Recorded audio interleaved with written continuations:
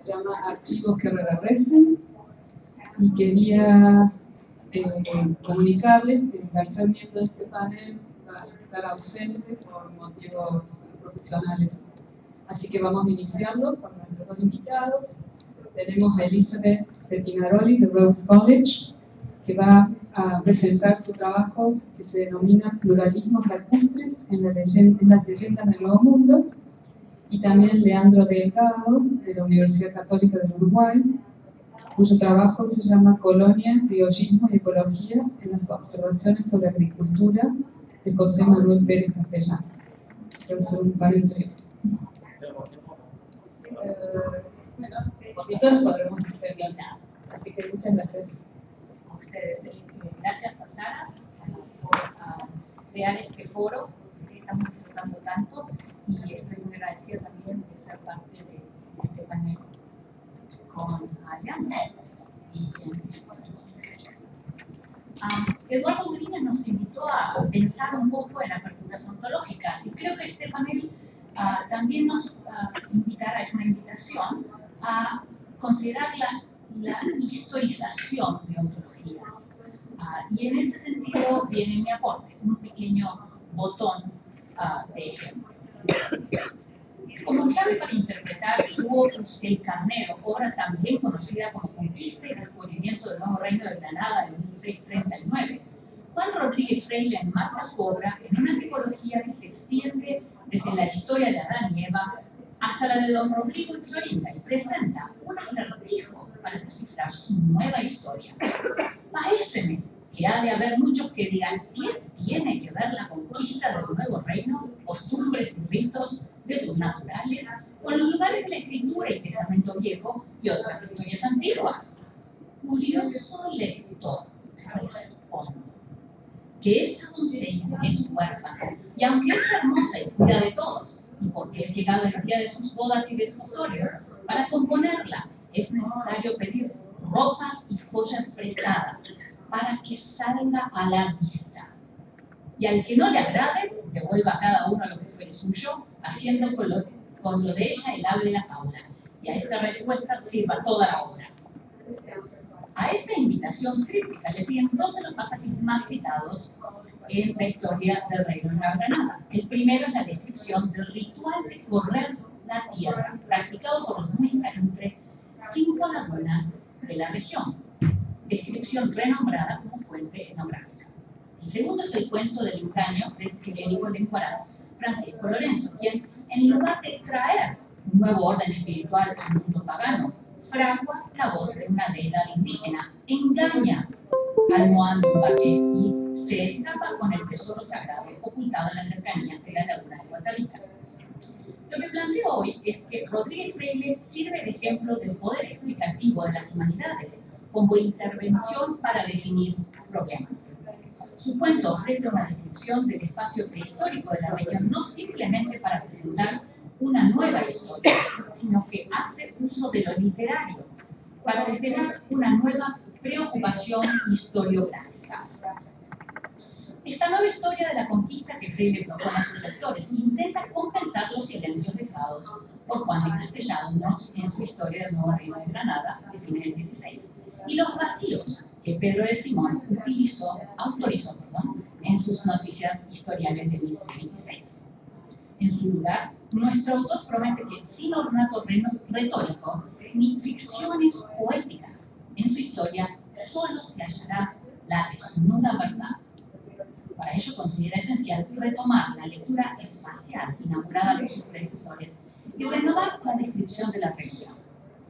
La recodificación del espacio prehispánico que precede a Rodríguez Freile emerge en pleno cambio ontológico operante en la cosmología europea para imaginar la relación entre la humanidad y la naturaleza.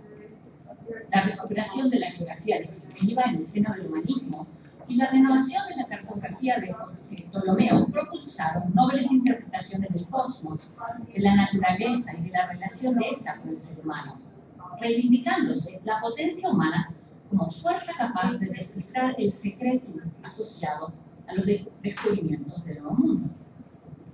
Juan de Castellanos, archienemigo textual de Rodríguez Freile, comparte esta perspectiva animista orgánica en su historia y concibe la relación con la naturaleza como una actividad deliberada y accesible a la percepción humana. El estudio detallado de su obra revela dos modos de descripción que coexisten en tensión. El primero está presente en la deambulación por las Indias y la Nueva Granada a través de pasajes vívidos que se proyectan desde el punto de vista de la experiencia humana de manera contradictoria, a veces jardín del Edén, a veces espacio hostil. Castellanos expande este imperativo espacial y convoca al lector a la labor cosmográfica de ilustrar mejor sus versos con un segundo tipo de proyección a través de mapas. Uno de ellos, ahora extraviado del Golfo de Venezuela, y el segundo es la representación cartográfica más temprana que se conoce de la Nueva Granada, titulada Carta Coreográfica de lo contenido en los tres brazos que cerca de la equinoccial hace la cordillera de las sierras que se continúa desde el estrecho de Magallanes. El mismo presenta la intersección de la representación detallada del terreno, y eso es parte del género de la coreografía, por un lado, al que le superpone la abstracción en el uso de coordenadas y escalas en el mapa por el otro. La visión geométrica revela un nuevo modo de razonamiento sobre el espacio de la región y asume una perspectiva panóptica y omnisciente que da nueva forma simbólica al terreno y transforma la naturaleza, antes atravesada y experimentada, en objeto separado de la experiencia humana. Este tipo de abstracciones invitan al lector a distanciarse de la tierra y de la naturaleza y las asumen como concepto e imagen. Tim Ingold identifica en este quiebre cognitivo una ontología global de separación que, por momentos, predomina sobre una ontología local de involucramiento con el espacio. Visualizado ahora como globo y superficie, el mundo de la naturaleza yace por debajo del observador, a la espera de intervención humana. Es en esta encrucijada donde Ingold ubica los lazos entre la imagen del mundo como globo, la naturaleza como objeto de intervención en vez de vivienda y como patrimonio u objeto que los seres humanos han de administrar. En El Carnero, Freire explota el carácter parcial y poroso de estas proyecciones y las abre a la interpelación. Y retoma una lectura espacial para lograr esa verdad desnuda y para evitar racionamientos poéticos que sus predecesores Simón y Castellanos anticiparan. Finalmente, privilegia la poesía espacial de la prehistoria del Nuevo Reino. La descripción del ritual inmemorial de correr la tierra, costumbre perturbada por la conquista, le sirve al autor para recrear un espejismo lacustre y atemporal mixta. Este festival religioso se celebraba con una carrera a través de 5 santuarios al borde del lago de la región. A manera de explicación, Freire ofrece una descripción que invita al lector a cuadrar los templos en un plano y a contemplar el mundo natural sacro de los muiscas a partir de una abstracción que organiza la región. Su ejercicio comparte una lógica cartográfica, pero abandona el intento de las cosmografías contemporáneas a Castellanos, cuyas abstracciones ansiaban enlazar las aguas neogranadinas con las del Pacífico para evocar las riquezas de las Indias del Oriente. La visión apolínea de Freire presenta 5 preciosas pinturas verbales de las lagunas y caracteriza el espacio prehispánico como circuito ritual. A través de esta descripción, el lector inicia una travesía evocativa que lo lleva a vislumbrar las coronaciones rituales y ceremonias inaugurales en Guatemala la Mayor, a espiar los tesoros guardados en Huasca, a divisar la corrida del cacique Bogotá por las laderas de Siecha, a avistar los caimanes de oro de Tensacá, ícono cartográfico, y a maravillarse ante la abundancia exorbitante de oro y plata sumergidos por los nativos en la laguna de Ubaqué. Desde un punto de vista elevado que recuerda la abstracción especular de Castellanos, Freire restaura el nexo entre la cosmología y la naturaleza particular del pasado prehistórico que los cronistas y cartógrafos que lo anteceden relegaron a las márgenes, como se aprecia en este detalle de la carta de la carta cartográfica, donde estos seres Muisca, del panteón Muisca, aparecen por los costados. La nueva descripción de las lagunas hace visible la biogonía muisca y recupera la densidad histórica y la lógica espacial prehispánica. En sus noticias historiales, Pedro Simón denuncia exasperado que el mayor problema para la conversión de los nativos no era de índole teológica, como sabemos sucede entre japoneses y chinos, que lo primero que se ponen a disputar con los predicadores del Evangelio es de estas materias.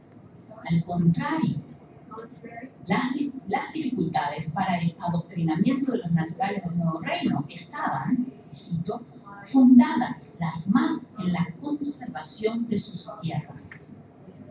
El paisaje lacustre prehispánico de Freire restaura el papel primordial del agua en la cosmovisión muisca, en la cual los ríos y las lagunas se concebían como gentes generadores de naturaleza, de vida humana y de la historia misma. Mientras la erradicación colonial de idolatrías dependió de la administración y las tecnologías de manejo de la naturaleza, legitimadas vía un ataque por metafísica occidental cristiana, como Simón atestigua, la nueva visión prehistórica en el Carnero rescata al espacio neogranadino, la doncella de esta historia, de la orfandad mitológica. Con un gesto picaresco común en la obra de Freire, el autor establece un punto de inflexión entre la prehistoria muisca y el cuento del engaño del clérigo de Huaraz, Francisco Lorenzo, alfeque de Ubaté, imprecándole al lector a quitar el dedo de donde lo puso, pues ya habrá entendido la ceremonia. La jocosa amonestación sugiere la confianza de Freire en la capacidad evocativa de su relato para despertar la imaginación cartográfica y burla la expectativa del lector de adoptar una narrativa lineal. A manera de parteaguas, nuestro autor emplaza abruptamente un escueto comentario sobre el historial del desagüe de la laguna de Guatavita. Hernán Pérez, hermano del conquistador del Nuevo Reino, Gonzalo Jiménez de Quesada, ideó el proyecto para apropiarse de las ofrendas de oro que los nativos depositaban en el fondo de la laguna para la diosa Bachué. Esto nos recuerda un poco la leyenda de la laguna por aquí cerca, ¿verdad? Antonio de Sepúlveda lo llevó a cabo en 1572 y la audiencia de Santa Fe continuó promoviéndolo hasta que con aprobación del rey se volvió a intentar en 1681 con muy poco éxito. Estas tecnologías de administración a través del drenaje de los paisajes acuáticos indígenas operaron una transformación profunda en el territorio que, como enfatiza Freire, es proceder en infinito. La nueva versión de la historia neogranadina renueva los parámetros de principio y fin en el marco bíblico occidental, que emplaza el triunfo del bien sobre el mal y que Freire cita al principio de la obra. El nuevo comienzo histórico, inaugurado por la historia del drenaje, renueva las alegorías patrísticas y anuncia una nueva preocupación. Steven Greenblatt nos recuerda que las anécdotas son registros de lo particular y contingente que se despliega en las márgenes y no en el centro de la acción, y que tienen el poder de detener la narrativa porque se las considera representativas de algo más amplio, que es, y cito, el auténtico tema de una historia postergada sin fin. El quiebre que señala una historia postergada sin fin es lo articulado fugazmente en el Carnero, imbricado entre tipología y sátira, y lo escueto en las historias precedentes es el exceso de intervención humana y extracción en el paisaje neogranadino, un proceso que marca el comienzo de una nueva era histórica. En su resignificación del espacio lacustre neogranadino como objeto de extracción, Freire encuentra un nuevo foro para desenmascarar la aparente naturalidad de la razón tecnológica como generador de un nuevo marco histórico de progreso sin fin. Su visión especular, con sus cegueras y omisiones, presenta a los ojos de un lector dos mecánicas de relación con la naturaleza, una guiada por una economía ritual que cobra coherencia a través de biogonía espacial, en el correr de la Tierra Muisca, La otra, ordenada por una economía de administración fundamentada en la concepción del globo como objeto de intervención y del humano como agente transformador de la naturaleza en su calidad de reserva. Esta movilización y replanteo del archivo colonial desenmascara la fragilidad de los planteamientos monológicos de los proyectos historiográficos y las ficciones etnográficas que suprimen o ignoran la presencia de sujetos indígenas para confirmar o negar su propia legitimidad. Es allí donde la historiografía, esa memoria fijada por los antecesores en paisajes domesticados, media la agencia humana sobre el espacio neogranadino, aún presente en la zanja que marca la topografía, en esta imagen. Así, la tecnología desplaza la biogonía indígena a un estado preternatural. Sin embargo, las lagunas sagradas terminan por contener ficciones y mitos que paradójicamente eran condición, posibilidad y limitación al excluir la densidad histórica amerindia que constantemente desafiaban la utopía del Dorado. Freire descubre las ficciones que enarbolan a la razón tecnológica en general y al drenaje de la laguna en particular, simplemente como la economía de la economía, a saber, un sistema extractivo de manejo de recursos para consolidar el mercantilismo en el nuevo reino, erigido como mecanismo secular y tecnológico y aparentemente libre de toda controversia histórica, es decir, un mito. Su realización resultaría mucho menos que perfecta. Los numerosos intentos y fracasos de los proyectos de desagüe en los albores del siglo XX y las repetidas crisis ecológicas en la región hasta hoy en día aún recuerdan el poder persuasivo detrás de estas quimeras. El revisionismo de Freire no solo concibe el papel del muisca como agente biológico en su lazo con el circuito de los lagos. Su nueva historia señala cierta urgencia de asentar la agencia humana, agencia ejercida a través del desagüe como agente geológico, capaz de alterar las cronologías históricas humanas e incluso los procesos físicos más básicos de la topografía neogranadina.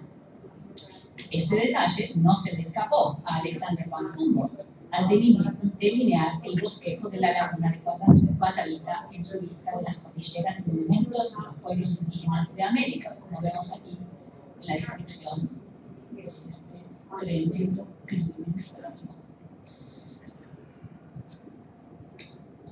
El naturalista prusiano encuadra su vista panorámica desde un punto de observación que privilegia la zanja, que comenzó a forjar en el terreno bajo los auspicios de Gonzalo Jiménez de Quesada. Ahora bien, en el caso de Humboldt, su ceguera no es total, ya que señala en el texto que acompaña el dibujo los vestigios de la escalera esculpida en la ladera que los nativos utilizaban para sus prácticas de ablución. La labor de recuperar la densidad histórica que va de la mano de lo literario en obras como El Carnero desenmascara las promesas de una tecnología que niega la integración del medio ambiente y del espacio con lo humano. Al igual que las laderas de la laguna de Guatavita, la utopía intervencionista termina por desmoronarse. El proyecto, con todo su orgullo técnico, se vuelve en polvo, en cenizas, en nada. Nos cabe recordar que si bien el conocimiento científico se construye a partir de la experimentación y la exploración, los pluralismos lacustres de Freire nos recuerdan que la interpretación se ancla en lo literal, a saber, en las tramas y las narrativas historiográficas. Al reconstruir la lógica de las prácticas prehispánicas en El Carnero, Freire reivindica la síntesis entre experiencia humana y medio ambiente y nos invita a reflexionar sobre el lugar de las humanidades ambientales para definir nuevos retos y para explorar caminos no tocados.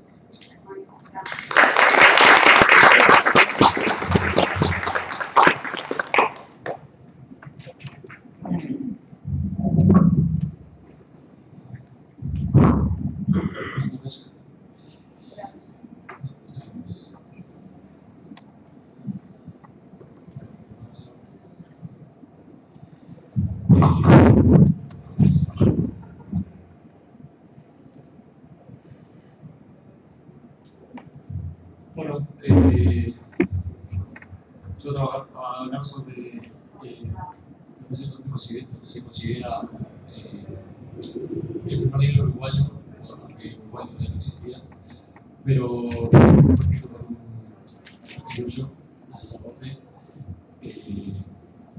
y son observaciones que fueron hechas para los labradores que trabajaban en las afueras de Montevideo durante el siglo, durante el proceso de emancipación, que fue un periodo bastante largo y complejo. José Manuel Pérez Castellano era nieto de familia fundadora de Montevideo, su abuelo fue también agricultor y había llegado en 1726 junto con su esposa y sus hijos y otras comunidades canarias, la mayoría de los inmigrantes, la totalidad de los inmigrantes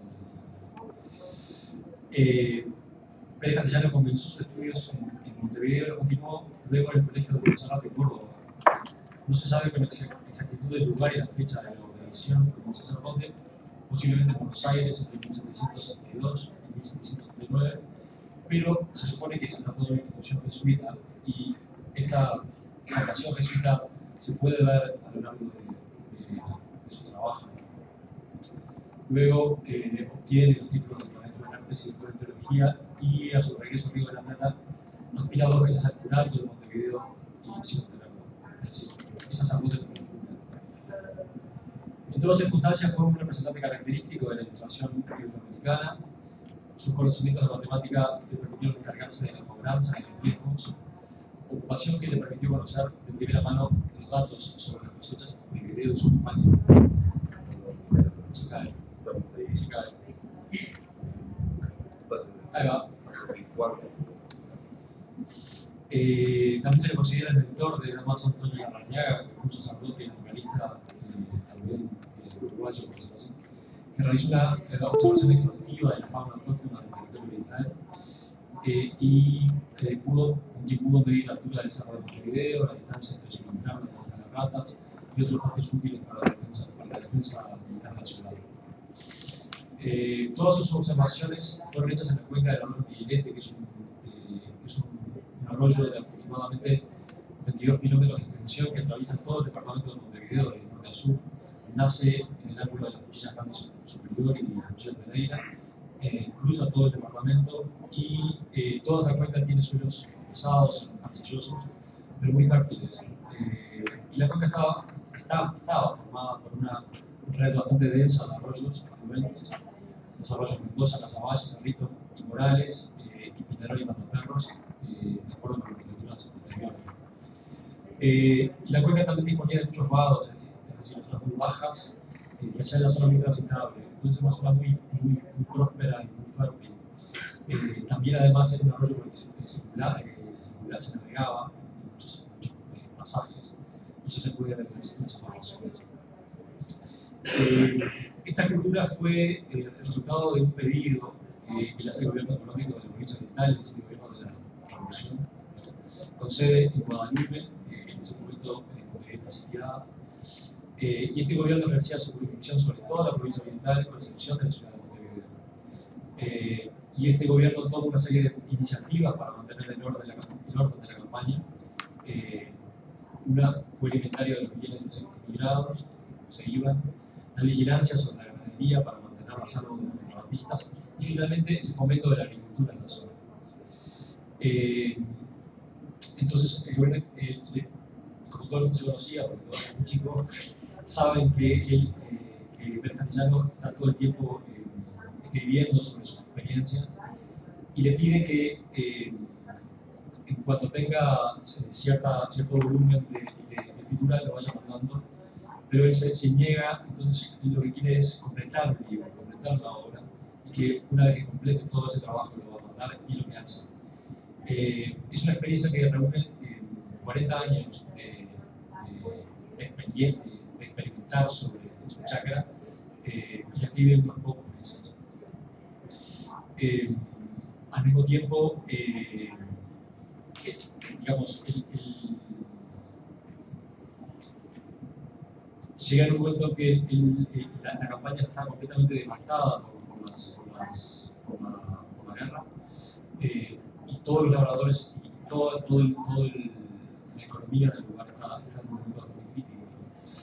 Y y este libro viene de algún modo a estimular la moral de Pérez Castellano. Y en esta escritura él promueve una ciencia que no tiene como propósito la reflexión sobre problemas que no atañen directamente al progreso. Sus observaciones están empleando las reglas del sentido común para que puedan ser comprendidas fácilmente por narradores de poca instrucción. No se trata de un mero objetivo filantrópico, sino de la necesidad de que puedan ser comprendidas y adoptadas como instrumento de afirmación de la población sobre el territorio. También se debe ver esta obra como una manifestación de la originalidad de la ilustración iberoamericana, un poco como lo que plantea Chiaramonte, ¿no? Es decir, no solamente entendiendo la ilustración europea como un movimiento intelectual que tuvo influencia en los movimientos de independencia, sino como un movimiento que tuvo su desarrollo particular en el continente antes de la revolución de independencia, que se manifestó también a través de la revolución. Y en esto son muy importantes las misiones jesuitas en la región durante todo el siglo XVIII, que sin duda dejaron una marca indeleble, ¿no? Los sacerdotes vinculados con la educación.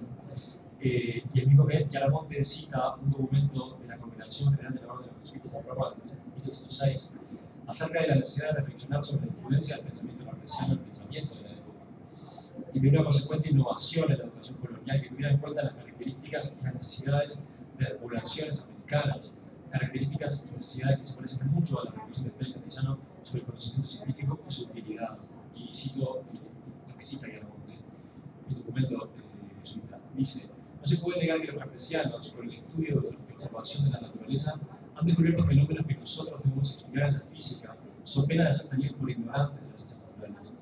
Si abandonamos la parte amena de la física y nos encerramos en circulaciones metafísicas, ahuyentaremos de nuestras escuelas a los oyentes, los cuales se suele quejar de que interesamos todo el estudio de la filosofía exclusivamente a la teología especulativa, y de que la misma teología, dejando las cuestiones más útiles, tocantes a la moral o a la polémica, perdemos un tiempo precioso en sutilezas y metafisiqueos insubstanciales.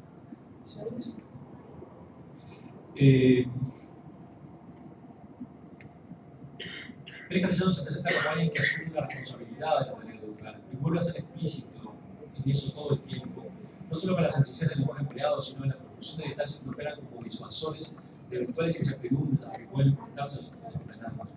Es decir, describiendo procesos completos que van desde el sembrado hasta la cosecha y más allá, hasta la conservación y el almacenamiento.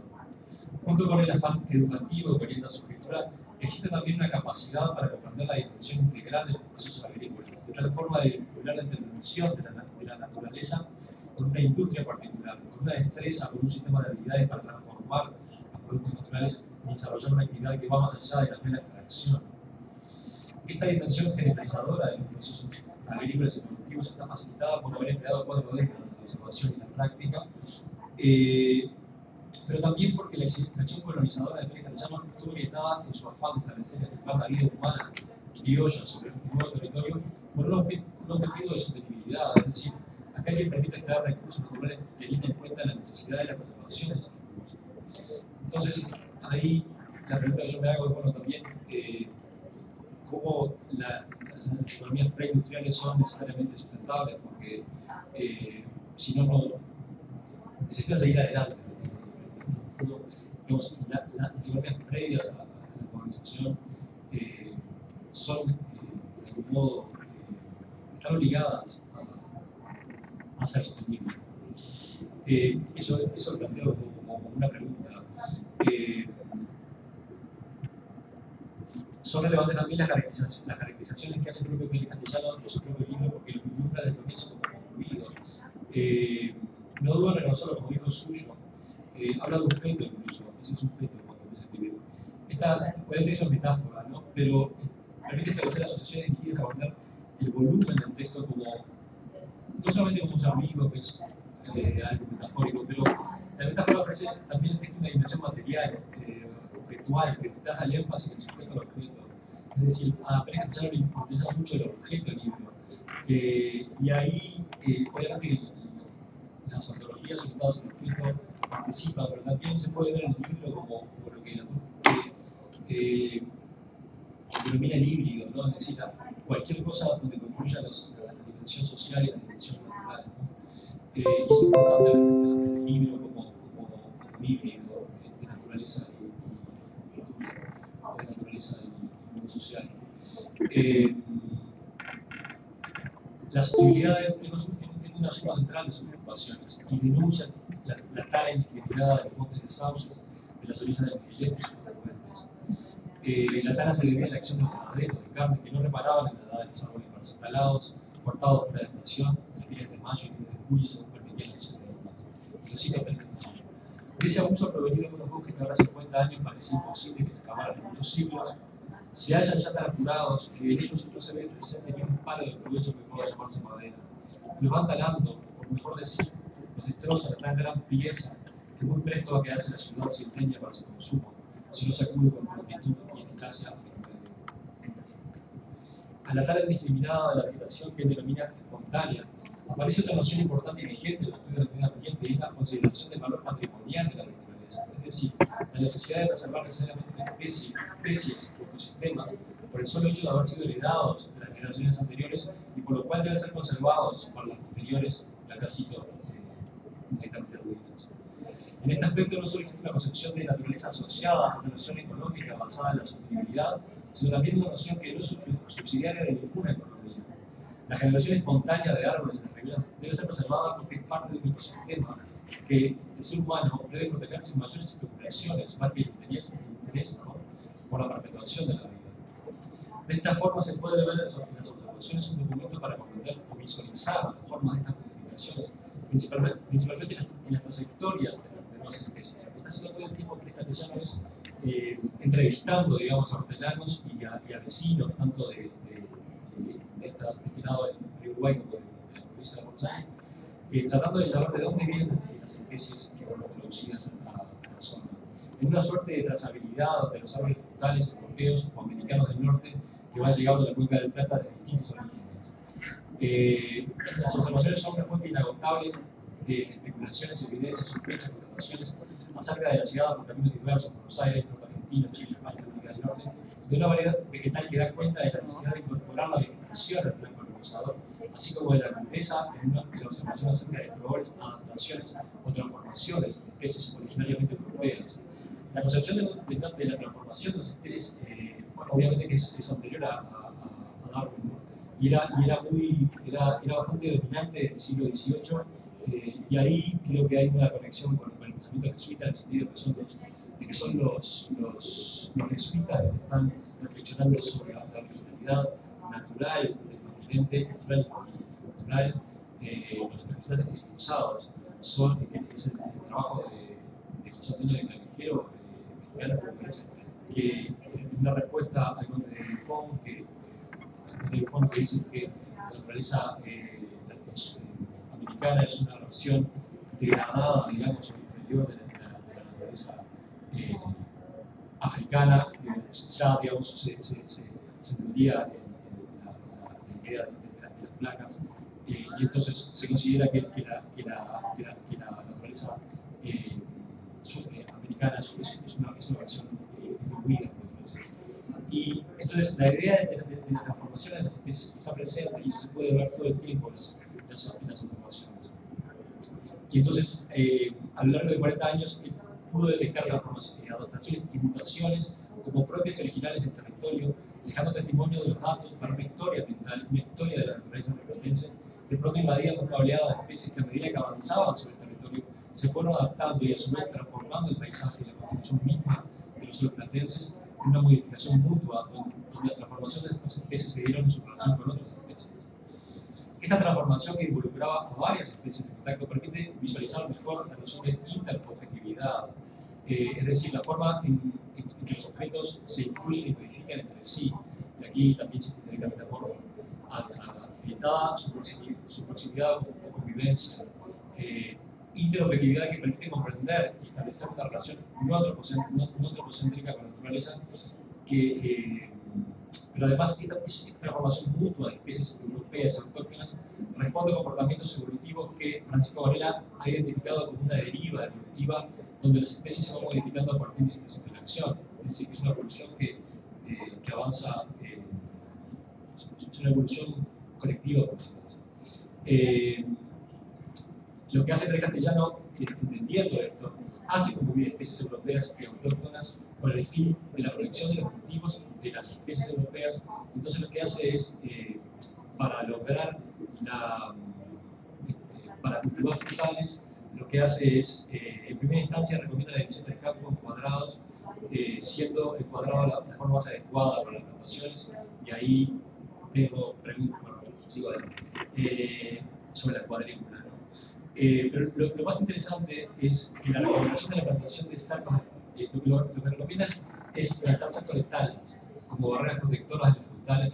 ¿Por qué? Porque necesitaba proteger los frutales de las bandas de soldados que asolaban la zona, destruyendo las plantaciones. Entonces los talas son espinosos y hundidos, ¿no?